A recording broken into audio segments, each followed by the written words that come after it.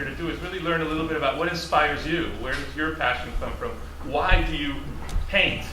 Why do you do art? There's this intrinsic need to be able to express something all the time. It just never leaves. About lately is the idea of truth, which is really kind of an intangible thing for a lot of people. The truth, it's a very subjective kind of thing. When you get a reaction from somebody else and they see a little bit of themselves in that piece of work, or it touches them in a certain way, or they see something that you didn't even do, that's the other satisfaction. Looking at various forms, painting, sculpting, performance art, can lend itself to a kind of a relational aesthetic. Picasso talking about his sister and being willing to give her up in favor of painting. Well, being an artist isn't always synonymous with being a humanitarian. But that perfection does not exist here, or it's very, very hard, but it does exist in your imagination and wherever you find it. And I think it's energy.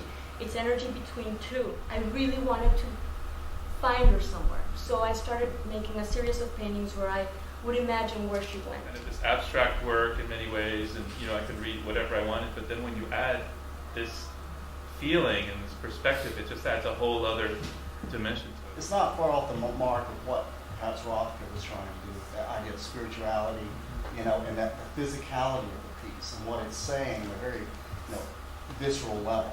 I use clothing in paintings, and there's a certain vibration I get from that. And there's the performative pieces of yours which are also structured, but then something happens that wasn't predictable. More with, instead of making an object, you would create an experience for someone. I am actually just showing their story. San Diego Rep is about feeding the curious soul, and tonight the emphasis was not just on curious and feeding, but certainly on the soul. So thank you very much. Thanks for having me. Thank you all.